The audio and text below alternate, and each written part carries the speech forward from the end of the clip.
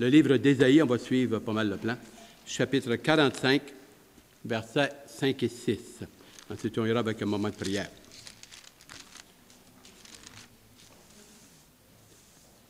Ésaïe 45, le verset 5 et 6. Je vais vous donner quelques moments.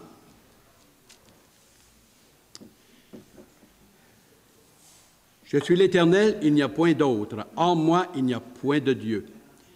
Oui, 45. Ésaïe 45, c'est sur la feuille, sur le haut. Sur le haut de la feuille, je fais toujours cela.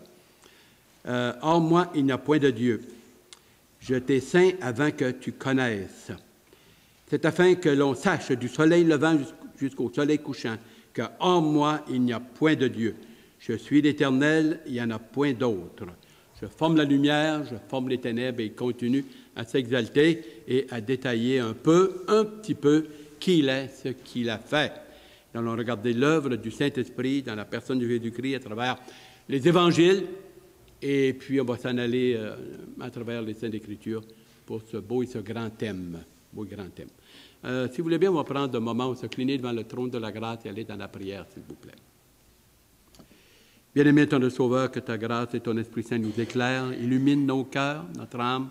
Beau cantique que nous avons chanté, belle vérité, des beaux passages dans le psaume 93, Seigneur Dieu, 92 et 93.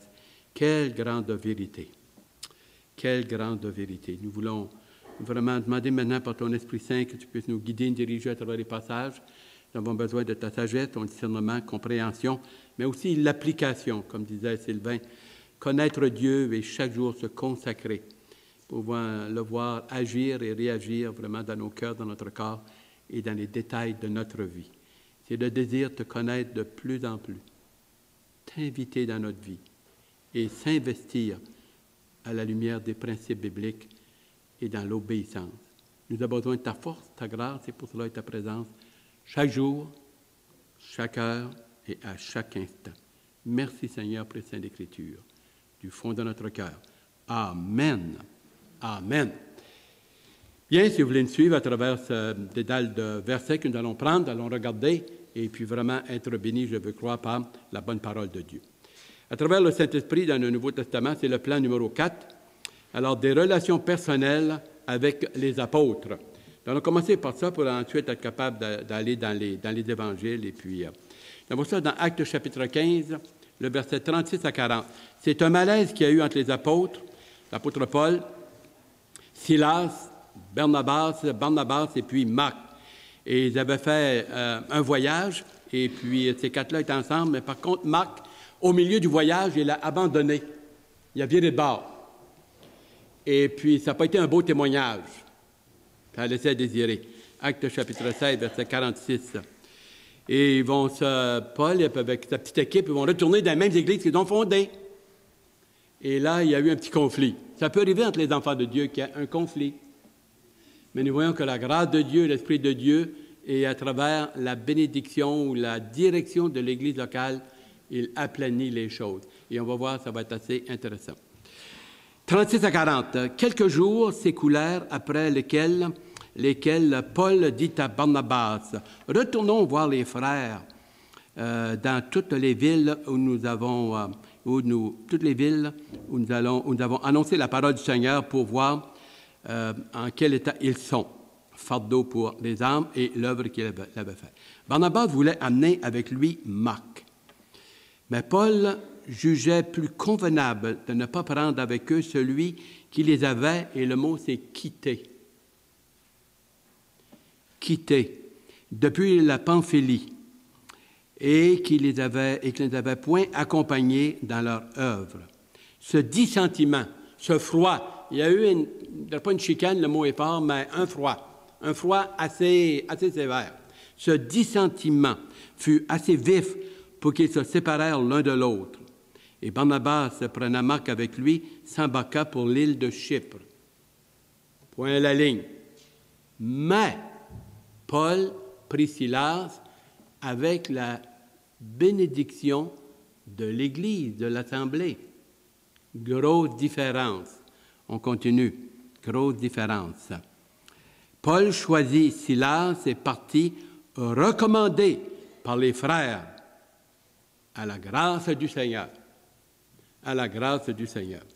C'est intéressant ce que nous voyons, c'est qu'ils sont partis et vraiment avec Paul et Silas, et vraiment avec la paix, la bénédiction, et avec Barnabas, peut-être moins bien préparé spirituellement. De toute façon, nous voyons que Paul n'a pas voulu du tout, au contraire, à propos de Marc, et puis il le mentionne à 2 reprises. Colossiens chapitre 4, le verset 10. Colossiens, si vous avez Éphésiens, Colossiens, Philippiens. Alors, si vous voulez tourner dans Colossiens chapitre 4, voyons, il mentionne son nom. Il mentionne son nom. Colossiens chapitre 4, le verset 10. Je ne voulais pas sur la feuille, mais je vous le donne comme ça ici. Colossiens chapitre 4, verset 10, il dit « Aristarque, mon compagnon de captivité, vous salue, ainsi que Marc, le cousin de Barnabas, au sujet duquel vous avez reçu des ordres. S'il va chez vous, accueillez-le. » Déjà, son cœur est favorable, alors il y a vraiment le pardon est là. Et puis, vous avez dans 1 Timothée, chapitre 4, verset 11, vous pouvez le marquer sur votre feuille, mais en tout cas, je vais vous montrer. Même, il admet, puis il dit « J'ai besoin de lui. » Et puis, nous voyons que c'est vraiment avec une très belle attitude. 1 Timothée, chapitre 4, le verset 11. Et c'est juste, je vais être un petit... ici, 1 Timothée 4, 11. Il dit, verset 11, « Luc seul est avec moi. » Il dit, alors ceux qui l'ont abandonné, c'est assez intéressant, verset 9 et 10, regardez, « Viens plutôt vers moi, car Démas m'a abandonné. Par amour pour le siècle présent, il est parti pour Thessalonique, la grande ville, le monde, se vautrer dans le péché, à cette lumière-là. Crescence est allé en Galatie, Tite en Dalmatie. Il est pas mal abandonné. Luc seul est avec moi. Luc seul est avec moi. Prends Marc, amène-le avec moi. Le même, là, le conflit, ça va être réglé. Prends Marc, amène-le avec toi, car il m'est utile pour le ministère. Body. La grâce de Dieu les a réunis et Paul n'a pas un chip sur son épaule ou quoi que ce soit. Nous voyons le travail du Saint-Esprit. Le travail du Saint-Esprit dans l'œuvre. Le Saint-Esprit dans les relations personnelles. Si vous voulez, on va tourner dans les évangiles maintenant, vous l'éclairez cet aspect-là. L'Évangile, chapitre Jean, le verset 14 à 15, mais j'aimerais embarquer le verset 13 aussi. Jean, chapitre 16, verset 13 jusqu'à 15. Quand le Consolateur, quand le Consolateur, pronom personnel, sera venu, l'Esprit de vérité, troisième personne de la Trinité, l'Esprit de vérité, il vous conduira dans toute la vérité, car il ne parlera pas de lui-même. Il y a bien des groupes, je ne sais pas ici, là, mais disons, il y a des groupes ils ont le piton collé pas mal, juste là-dessus, Saint-Esprit tout le temps. Mais le Saint-Esprit, il est venu, on pourrait dire, vraiment en douceur. Pas à Pentecôte, là, il a fait du bruit et il y a on verra cela, la Pentecôte de l'Ancien Testament et du Nouveau. Mais le Saint-Esprit vient et vraiment en douceur. Il ne vient pas parler de lui, mais parler de Jésus-Christ. De Jésus-Christ. Et ça, il faut bien voir cette dimension-là. Dans la prière, il est rare, je me demande, il faudrait vérifier, je ne pense pas, où nous sommes invités à prier le Saint-Esprit. Nous sommes invités à prier par le Saint-Esprit. On ne prie pas au nom du Saint-Esprit, on prie au nom de Jésus-Christ. Ça ne fait pas lui inférieur, c'est qu'il prend une position un peu voilée pour ne pas faire ombrage à Jésus-Christ. Voilà la vérité. Si on commence à arriver avec toutes sortes de sparages, avec toutes sortes d'affaires, ça peut être émotionnel, mais on veut être biblique. Je pense que c'est votre cœur, votre désir, et c'est le mien aussi. Juste tranquillement, là, parce qu'il y a beaucoup de malaise, il y a beaucoup de confusion, et on veut être le plus possible. Vous voulez l'être, je veux croire, vraiment sur la ligne. Elle est droite, elle est étroite, mais c'est la bonne. Alors, on rentre dans cela. Il ne parlera pas de lui-même, mais il va glorifier le Fils, la deuxième personne. Mais il dira tout ce qu'il aura entendu du Père et de Jésus-Christ. Du Père et de Jésus-Christ.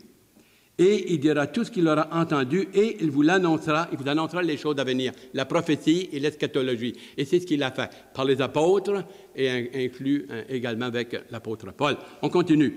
Il me glorifiera parce qu'il prendra de ce qui est à moi et il vous l'annoncera. Et c'est alors cette promesse. C'est pour ça que nous avons les Écritures, le travail du Saint-Esprit. Il y a quelque chose qui est assez étonnant. Donc, je l'avais lu, puis ça ne m'a pas frappé comme... Puis quand même, on est dedans. Le Saint-Esprit est appelé l'Esprit de Christ. Et même des passages, ça dit Christ, l'Esprit. Ah oui? Oui. Comment ça? Et je ne vous le donne pas ce matin, là, le temps nous manque, mais on vous le donnera. Et vous allez voir que l'œuvre du Saint-Esprit, c'est de venir et de continuer. Le Saint-Esprit, si on peut dire le Seigneur présentement est sur la terre, il est dans nos cœurs, par son Saint-Esprit. Lorsque le Seigneur est monté, il a pris la relève et il a continué. Comment? En venant habiter et nous sceller dans nos cœurs. Dans nos cœurs. Et il y a bien des passages qui disent l'Esprit de Christ, le Saint-Esprit. Et nous regarderons cela. On continue. Il me glorifiera parce qu'il prendra ce qui est à moi, il vous l'annoncera. Tout ce que le Père a est à moi. Et c'est pourquoi j'ai dit, il prendra de ce qui est à moi et il vous l'annoncera. Et c'est ce qu'il a fait. Également, nous voyons qu'il est identifié avec les membres de la Trinité. Vous avez ça dans Matthieu chapitre 28, le verset 19 et 20, et le verset 21. Tout pouvoir m'a été donné dans les cieux et sur la terre. Allez et faites de toutes les nations des disciples. Et baptisez-les au nom du Père, au nom singulier du Père, du Fils et du Saint-Esprit. Hein? Et enseignez-leur. Enseignez-leur. On a besoin d'être enseigné. Peut-être que ça manque dans certaines églises. Je ne dis pas nécessairement ici, là. Il faut faire attention, oui, c'est pas ça. On fait notre possible pour exalter Dieu, la bonne parole de Dieu. Mais peut-être ailleurs, puis là, mais ce n'est pas notre problème. Il faut être sensible et faire attention. Et enseignez-leur à observer certaines choses, ce qui nous tente, ce qui nous plaît. Pardon? À observer tout ce que je vous ai enseigné. Tout ce que je vous ai enseigné. Et voilà le passage qui nous est donné dans cette passage. La Trinité. Le Père a planifié, le Seigneur a accompli le plan de la rédemption et l'Esprit Saint l'applique dans nos vies. Et pour ça qu'il vient sceller et il continue. Spirituellement, le Seigneur est ici par son ambassadeur, par le Saint-Esprit. Il ne se fait aucun doute possible.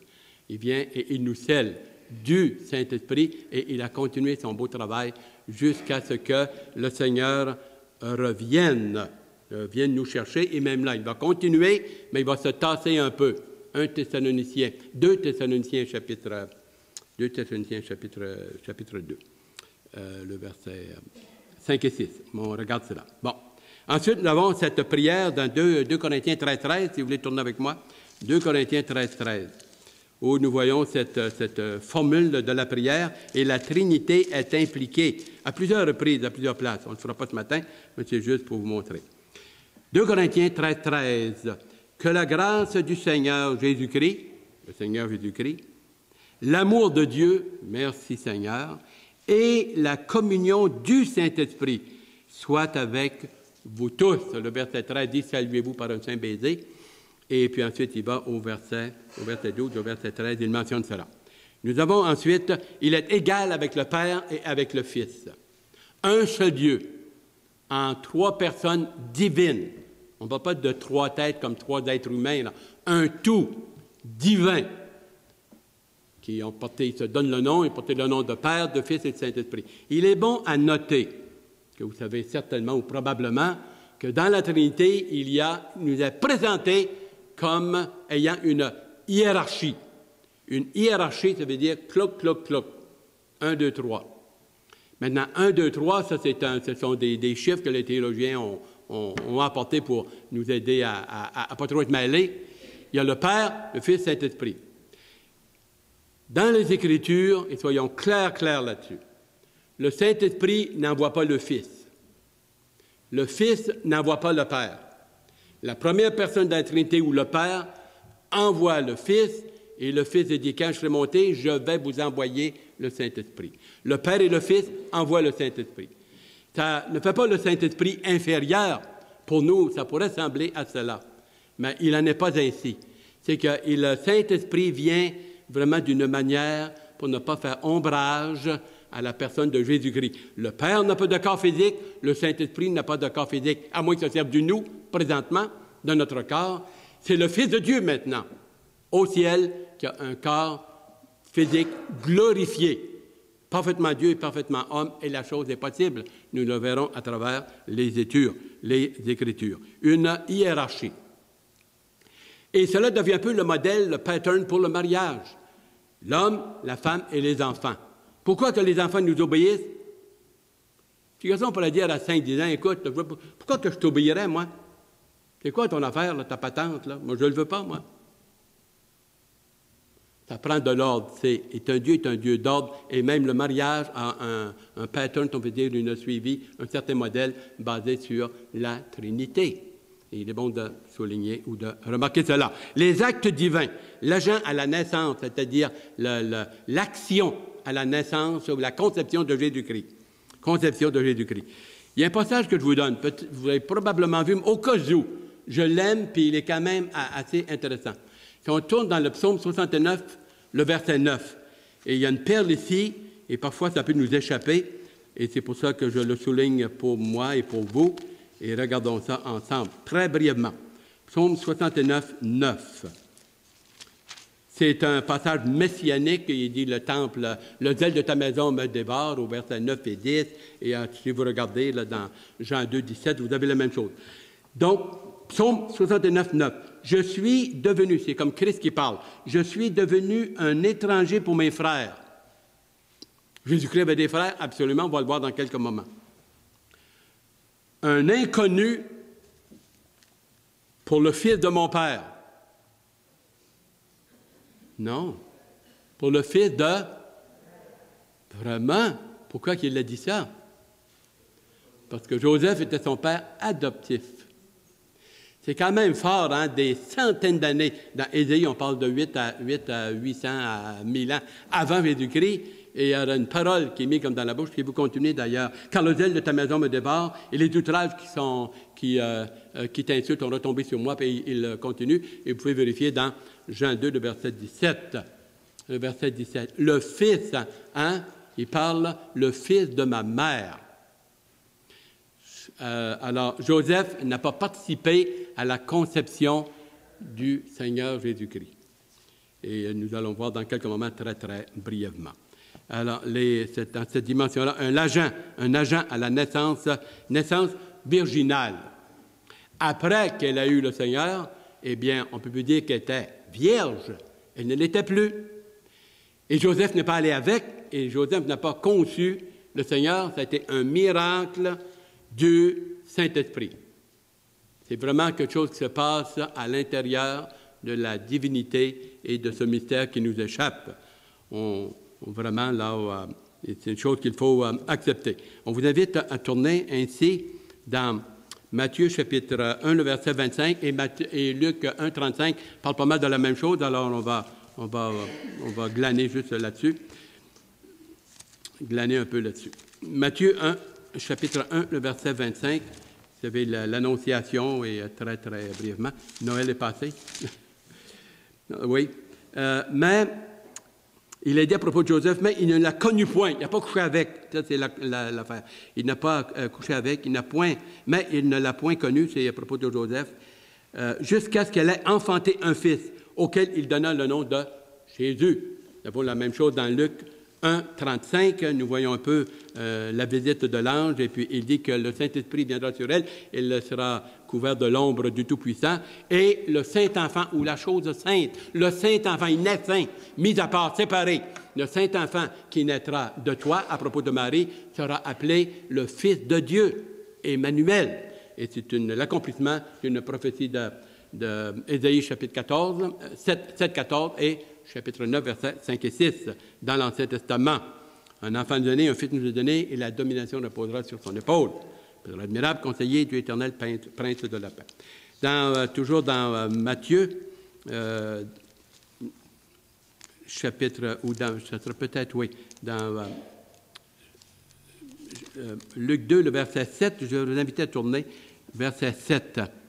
Et elle enfanta un fils, son fils premier-né. Elle enfanta un fils premier-né, ce qui nous montre que le Seigneur, disons Marie, a eu plusieurs enfants.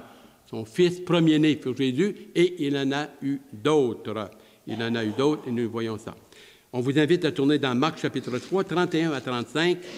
Marc chapitre 3, 31 à 35. Et là, ça parle de sa famille. Sa famille. Marc chapitre 3, 31 à 35. Voici ce que nous lisons. Et là, il est en plein dans le ministère, ça boum, il est vraiment actif, il va de village en village, il prêche. Et puis, nous voyons que survint sa mère et ses frères, qui, se tenant dehors, l'envoyèrent l'appeler.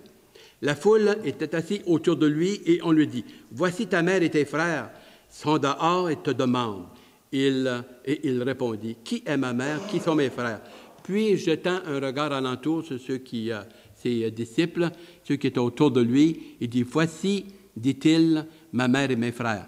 Car quiconque fait la volonté de Dieu, celui est mon frère, celui alors est mes sœurs, ma sœur et ma mère. » Et ma mère. Dans Jean, je vous le donne, j'ai marqué Jean 7, 5, nous voyons là qu'il dit que ses frères ne croyaient pas en lui. Si des fois votre famille ne croit pas en vous, vous convertissez, vous leur témoignez, il ne faut pas tomber sur le dos. Le Fils de Dieu rendu presque à 33 ans, ses frères ne croyaient pas qu'il était le Fils de Dieu, qu'il était le Sauveur, le Messie, et tout l'accomplissement des prophéties. Pensez-y. Mais, il a dit, après sa résurrection, ils crurent en lui, et nous les retrouvons dans la chambre haute, c'est-à-dire du moins dans Actes chapitre 1, je pense que c'est versets 23 et 24, là, même 14 et 15, où là, Marie, mère de Jésus, est jamais appelée mère de Dieu. Jamais. Ça, c'est l'Église catholique, puis les hommes qui ont pondu ça. Dans la Bible, c'est toujours Marie, mère de Jésus, homme. Homme. Et ça, vous connaissez cette doctrine-là. Et après sa résurrection, là, ils crurent en lui, mais avant, ils n'y croyaient pas. Et le travail du Saint-Esprit est en train de se faire. Nous voyons ensuite l'inspiration des Écritures. Vous avez dans 1 Pierre, chapitre 1, vous avez sur la feuille, je vous donne 10 et 11, je ne l'avais pas marqué, mais je vous le donne, ça va avec, versets 23 à 25, ensuite 2 Pierre, chapitre 1, versets 20 à 21. On vous invite à tourner ensemble. 1 Pierre, chapitre 1, versets 10 et 11 pour commencer. Les Saintes Écritures. Ça a été vraiment l'action du Saint-Esprit. Ce n'est pas arrivé à peu près, et vraiment la bonne parole de Dieu. Toute Écriture est inspirée de Dieu. 1 Pierre, chapitre 1, le verset 10 et 11. Les prophètes qui ont prophétisé touchant la grâce qui vous était réservée ont fait de ce salut l'objet de leur recherche et de leur investigation. Pourquoi?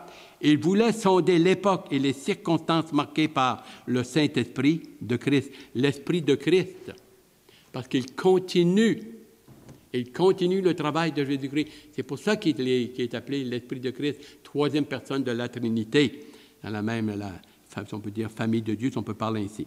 L'Esprit de Christ qui était sur eux et qui attestait d'avance les souffrances de Christ et la gloire dont elles seraient suivies. Le verset 23 et 24. Et puisque vous avez été régénérés non par une semence corruptible, mais par une semence incorruptible, par la parole vivante et permanente de Dieu. Car toute chair est comme l'herbe et toute la gloire comme la fleur de l'herbe. L'herbe sèche, la fleur tombe. Mais la parole du Seigneur demeure éternellement. Et cette parole, c'est celle qui vous a été annoncée par le Saint-Esprit. Versets 23 à 24 et même à 25, ici, la parole permanente de Dieu, inspirée par le Saint-Esprit. 2 Pierre, chapitre 1, versets 20 et 21. 2 Pierre, sur la page, versets 20 et 21. Sachez d'abord vous-même qu'aucune prophétie de l'Écriture ne peut être l'objet d'interprétation particulière. Il faut prendre tout l'ensemble. On le lit souvent dans les livres théologiques, vraiment, ils nous répètent, ils nous cassent la tête avec ça, vraiment tellement qu'ils veulent être assurés. Si je prends un verset que je le sors seulement, pour faire dire n'importe quoi. Il faut prendre l'ensemble du texte, du livre, et même parfois l'ensemble de toute la Bible pour en faire vraiment une doctrine. Et c'est là, moi j'ai apprécié un peu ce que notre frère Sylvain a mentionné, il l'a juste effleuré, mais c'était bien, où on peut dire, ah, je lis un passage, je lis vite la Bible une fois, je l'ai tout lu, je n'ai plus de besoin. Vous vous souvenez de ça? Et il a dit un instant, c'est une chose de lire la Bible, c'est une autre chose de l'expliquer. Là, tu t'embarques. Et prendre juste un verset, puis là, tu pars avec ça vers la gloire, là. Alors, on va faire une tonne de doctrine. Autrement, c'est une secte. Une secte. Alors, il faut prendre tout l'ensemble, et c'est homogène, c'est un tout. C'est homogène, c'est monocope, c'est ensemble. Ça se tient comme ça. Toute l'Écriture est inspirée de Dieu, utile pour enseigner, pour convaincre, pour corriger dans la justice, afin que l'homme de Dieu soit équipé ou qualifié pour faire les œuvres de Dieu, que Dieu a préparées d'avance. 1 Timothée, chapitre 3, le verset 16, ou 2 Timothée 3, 16, et puis Éphésiens dit la même chose. Et nous avons ici, dans ce passage, cette chose-là. Le verset 21, pour terminer, terminer ce texte-là. Car ce n'est pas par une volonté d'homme qu'une prophétie n'a jamais été apportée, mais c'est porté par le Saint-Esprit, poussé par le Saint-Esprit, que des hommes ont parlé de la part de Dieu. Pourquoi il est appelé le Saint-Esprit? Parce qu'il veut vraiment développer la sainteté en nous. Il est saint en lui-même, partie prenante de la Trinité, égale au Père et au Fils, venant avec un ministère qu'il continue jusqu'à ce que le Seigneur ait au grand jugement tout arrêté cette chose. Et il est venu et il veut de plus en plus alors commencer cette nouvelle naissance, salut du Saint-Esprit, naître de nouveau, et là, commencer tranquillement un travail vers la sanctification. La vieille vie, notre vie de péché, notre vieille vie, mettre ça de côté, pour Jésus-Christ, dans Romains 6 et 7, il dit, c'est en arrière, ça a été crucifié. Dieu a crucifié ma vieille vie et de péché. C'est une nouvelle vie qui commence, et c'est une vie alors en communion avec lui, avec le Saint-Esprit, ça va être une vie de sainteté. Alors on a, dans notre corps, notre vieille nature, et il a commencé une nouvelle nature. Un peu comme ça, certains ont appelé cela, on est des pécheurs saints, pécheurs ou avec une nature pécheresse encore maintenant, mais pour Dieu, c'est une nouvelle création, une nouvelle humanité, une nouvelle personne qu'il a commencé avec nous, recouvert de sa justice et de sa sainteté. Elle a dit, soyez saints car je suis saint. Commencez maintenant à fonctionner comme ça, et on est invité. Et c'est là où commence le combat, et vraiment dire oui à la bonne parole de Dieu, oui à Jésus-Christ, oui au souffle de l'Esprit Saint, aux convictions dans notre conscience du Saint-Esprit. Il travaille à travers notre conscience. Et ça, nous pouvons le voir dans les Saintes Écritures. Il était également totalement impliqué à la création. Genèse chapitre 1, le verset 1 et 2, il est dit que l'Esprit se mouvait ou planait. C'est une image de vraiment, au-dessus de la terre, est en train de vraiment instaurer et placer des lois absolues, parfaites et extraordinaires par lesquelles la création pourrait alors pousser et toute cette dimension, la présence de Dieu dans sa création, à travers des lois intelligentes. Et vraiment, c'est assez extraordinaire. Merci Seigneur. Et nous avons dans le psaume 104, le verset 30 et 31, où il y a bien des passages, mais je vous en donne juste en passant comme ça. Là. Le psaume 104, le verset 30 et 31. Vous bifferez, il y a eu une petite erreur, c'est pour ça qu'on l'a changé. Bon, psaume 104, si vous voulez bien, versets 30 et 31. Voici. Tu envoies 30 et 31, psaume 104, 30 et 31. Je pense que vous ne l'aviez pas sur votre feuille. Tu envoies ton esprit, l'Esprit Saint, E majuscule, et ils sont créés, et tu renouvelles la face de la terre. Que la gloire de l'Éternel subsiste à jamais, que l'Éternel se réjouisse de ses œuvres, œuvres de création par son Esprit Saint. C'est assez fantastique. Merci Seigneur. Ensuite, on va à l'association. Il est associé à la Trinité, avec la Trinité. Les attributs. Il a les mêmes attributs que le Père et le Fils. Et puis, on va le voir très brièvement ce matin, là, Et puis, mais à travers cette étude, on va embarquer, disons, dans cette dimension-là. L'omniscience, l'omniprésence et l'omnipotence, c'est-à-dire tout-puissant, toute sagesse, toute connaissance, et vraiment toutes ces dimensions-là. Dans Ésaïe 40, je vous avais donné 7 et 8, on peut aller au verset 13 et 14. 13 et 14. Ésaïe 40, ça touche un peu, là, disons, ces attributs. Ésaïe 40, versets 13 et 14. Voilà. Merci. 13 et 14. Qui a sondé l'Esprit de l'Éternel, le Saint-Esprit? Qui a sondé l'Esprit de l'Éternel? Et qui l'a éclairé de ses conseils?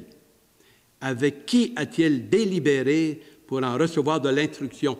Et on connaît la réponse, hein, de l'instruction. Qui lui a appris le sentier de la justice? Qui lui a enseigné la sagesse et fait connaître le chemin de l'intelligence? Eh bien, ce n'est pas l'être humain, ce n'est pas l'humanité, ce n'est pas les anges, c'est vraiment la sagesse et Dieu lui-même est en lui. Dieu lui-même est en lui. Ensuite, nous avons dans le psaume 139 que vous connaissez, on le cite souvent, psaume 139, 1 à 18. Il serait bon qu'on le regarde un peu. Et puis là, vous avez d'une manière, comment je dirais ça, dont je cherchais le mot, le poétique. Poétique, il va souligner des attributs, l'omniscience, la présence, la connaissance de Dieu. Et puis, on va le regarder juste en passant, très brièvement. Au chef des chants de David, psaume, « Éternel, tu me sondes et tu me connais, et tu sais quand je m'assieds et quand je me lève. Tu sais quand je marche et quand je me couche. Et tu pénètres toutes mes voies. Quand la parole n'est pas sur ma langue que déjà, ô Éternel, tu la connais entièrement. Entièrement. Tu m'entoures par derrière et par devant et tu mets ta main sur moi. Une science aussi merveilleuse est au-delà de mes capacités. Elle est trop élevée pour que je puisse la saisir. Et là, le Saint-Esprit également est mentionné, la connaissance, la sagesse de Dieu, présenté de manière poétique, c'est vraiment doux. Et également, il dit, « Où irai-je loin de l'Esprit Saint? Où fuirai-je loin de ta face? Si je vais aux cieux, tu y es. Si je descends dans le séjour des morts, t'y voilà. Si je prends les îles de l'aurore et que j'aille habiter à l'extrémité de la mer, là aussi tu y es. Et ta main me prend et alors me protège. » Et il continue. « Si je dis au moins les ténèbres me couvriront, alors la lumière se fait autour de moi. Même les ténèbres ne sont pas obscures pour toi. La lumière brille comme le jour et les ténèbres comme la lumière. » Ensuite, il continue. « Je te loue, je suis une créature si merveilleuse. » Et c'est vrai, le chef-d'œuvre de l'être humain que tu étudies, là, toute sa capacité, là, c'est hallucinant. Hallucinant. Et des fois, on dit, tu sais, on se méprise, je ne suis pas intelligent, je ne suis pas ci, je ne suis pas ça, je n'ai pas ci. On dit ça sincèrement. Je le dis, tu vas le dire et tout. Et on est très limité. Mais il y a une capacité en nous, là, extraordinaire qui n'est pas exploitée. Ce n'est pas de ma faute ou ce n'est pas de votre faute. Mais quand on étudie comment est-ce que Dieu, dans cette petite boîte à poux ici, là, comment est-ce que c'est complexe, mais complexe, là, c'est incroyable. Incroyable. Quelqu'un a demandé, qu'est-ce qu'on va faire en Dieu au ciel? Est-ce qu'on va passer l'éternité avec un gros rameau puis dire Alléluia? Apprendre à connaître Dieu. Ça va prendre l'éternité. L'éternité, on dit que c'est long, surtout à la fin. Apprendre à connaître l'éternité, apprendre à connaître Dieu. Et il nous a fait à son image, à sa ressemblance. Hein?